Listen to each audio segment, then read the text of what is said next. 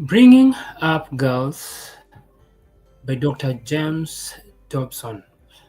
You're tuned to Proverbs 22, verse 6 Parenting. This is where I help parents raise up Proverbs 22, verse 6 boys and girls. In today's episode, we are in part 2 of the reading through of Bringing Up Girls by Dr. James Dobson.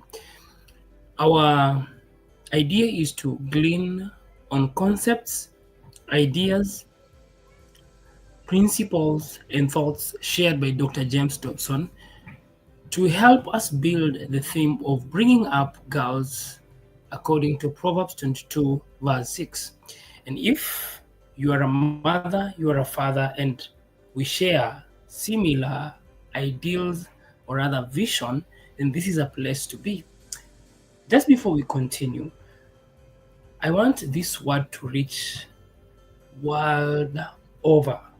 I want parents to get into this space so that we can all form a community of Proverbs 22 verse 6 parents. So subscribe to this channel, then hit that notification bell so that you know first when I do another video like this. Without much ado, let's straight away go into this book and gather as many concepts as possible, right? Yep. So let me just pick some thoughts from the previous episode, episode 1. And this is what James Dobson says. What I will share with you, moms and dads, has become my obsession. I get a lump in my throat when I think of those precious kids who know so little about life, and I worry about how we can protect their innocence and preserve the joys of childhood. That's a statement worth concentration and attention. When you look at your child, when you look at your boy or at your girl, do you have compassion on them? Do you imagine what they have to go through in life, in your presence or in your absence? Does it concern you that there's something you can do to support them or to prepare them for a world without you, for a space without you? Well, I am passionate about raising children, and specifically according to Proverbs 22, verse 6. And that's why I have given myself to bring you books, bestseller books on parenting, so that we can get those ideas and apply them. So let's carry on now to the second chapter, which is Girls in Peril. The research supporting my earlier book, Bringing Up Boys, showed unequivocally that boys were in serious trouble on many fronts.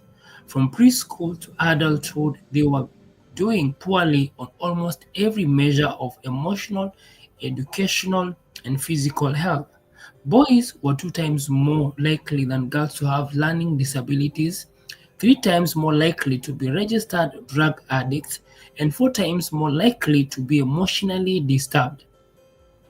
They were at a greater risk of schizophrenia, autism, sexual addiction, alcoholism, and all forms of antisocial and criminal behavior.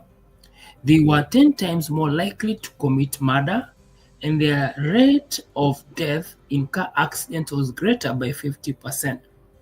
77% of delinquency-related court cases involved males. There is every reason to believe that boys generally continue to flounder today. Compared to girls, they have serious liabilities in school. There is hardly a place anywhere in the world where they read better than girls on average. Here in the United States, boys are outnumbered 124 to 100 in advanced placement courses. According to sociologist Andrew Hacker, Three out of four girls who are seniors in high school report spending an hour or more on homework per day, compared with only half of the boys. As might be expected from these statistics, fewer boys attend and graduate from college today. 59% of all master's degree candidates are women, and the percentage of men in graduate level professional education is shrinking every year. When 8th grade students are asked about their future aspirations, girls are twice as likely to say they intend to pursue a career in management, the professions, or business. Boys, by contrast, often do not know what they want. I found that even in the latter years of high school, they are less inclined to set goals or consider working hard enough to achieve them. This lack of academic motivation in many boys carries major implications for girls and women.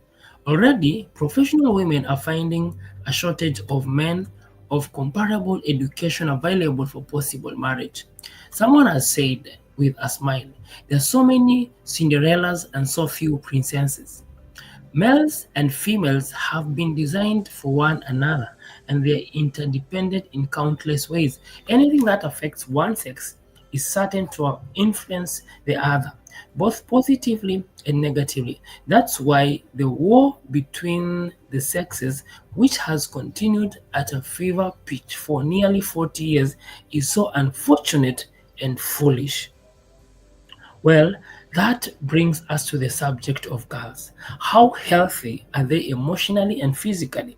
Although our daughters are doing rather well academically and on the same measures of social and personal health, I have to tell you that in many ways I'm even more concerned about girls than boys.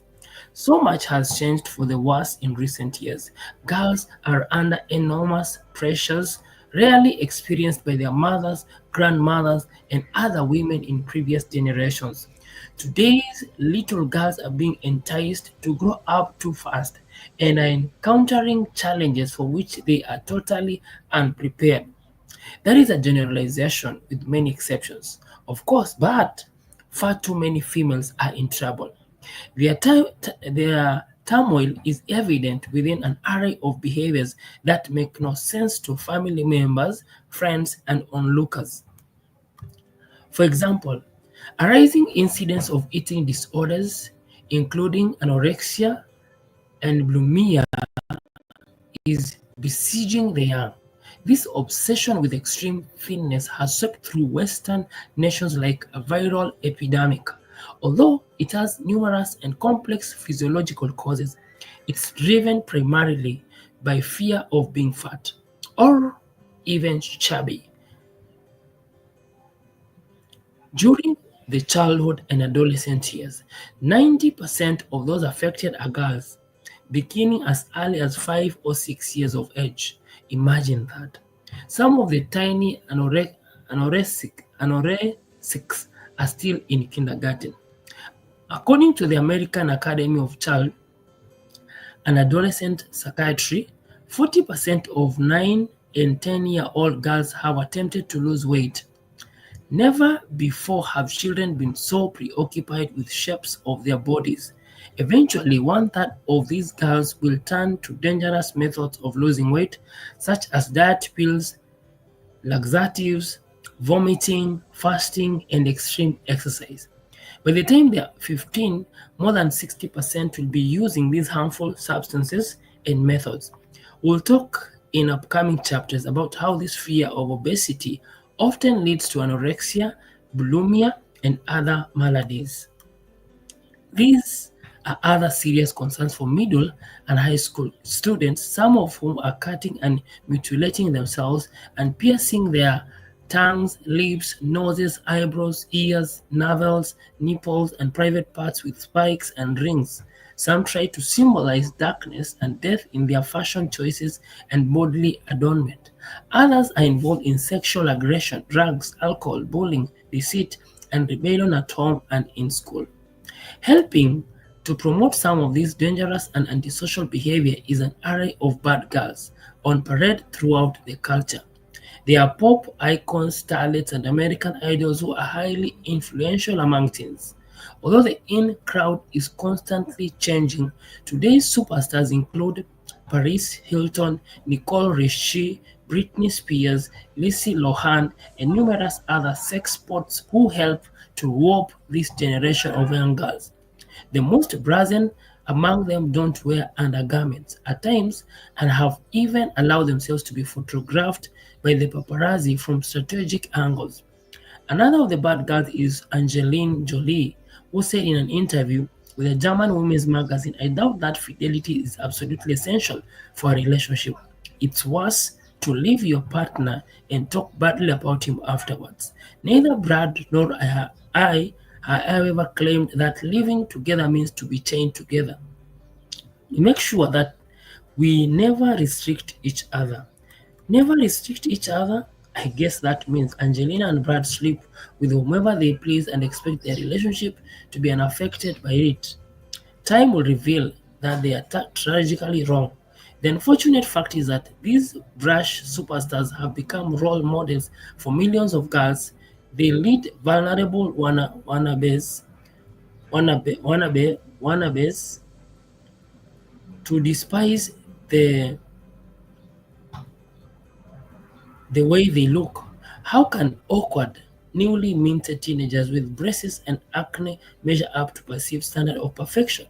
Obviously, most cannot, so they hate themselves for what they are and what they can never be. A growing number of today's kids are also binge drinking, according to the on Alcohol Marketing and Youth at Georgetown.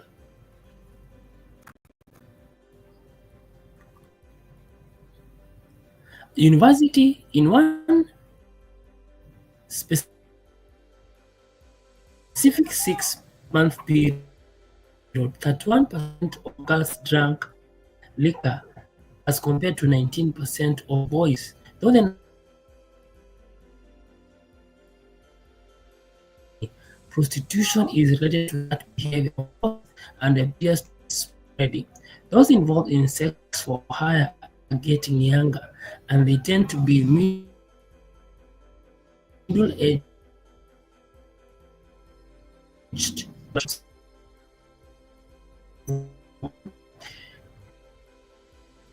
but really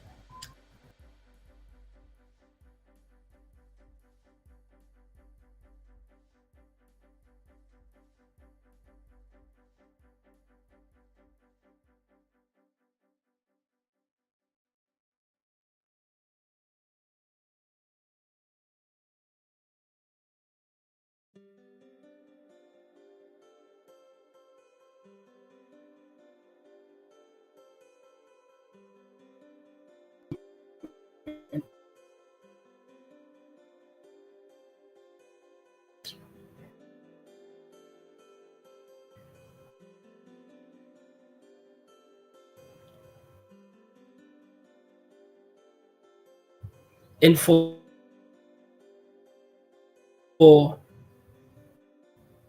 the kind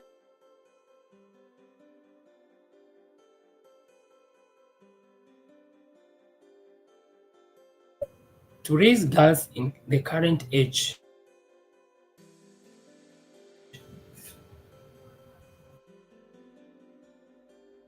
and above all, God. And that's why I'm inviting you who is watching this. Let us all